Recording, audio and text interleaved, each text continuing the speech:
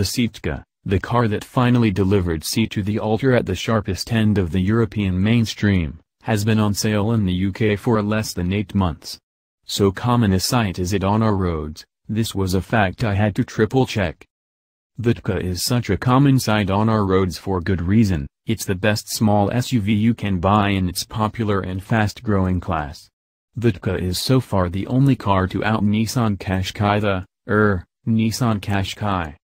The 1.4 EcoTSI petrol engine marks the real sweet spot of the Ateca range, but it's not quite as sweet here hooked up to an automatic as on earlier tests with a standard 6-speed manual.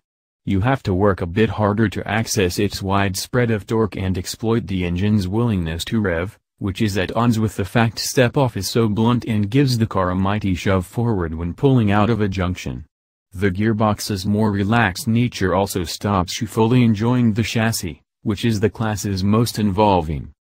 Still, forgetting the gearbox, this Ateca did manage to display the car's impressive handling traits we've quickly got used to.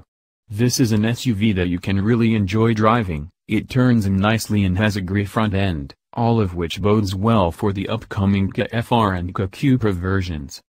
The well-spec'd interior is the same as on other Ateca models, and adds in leather on this Xcellence trim.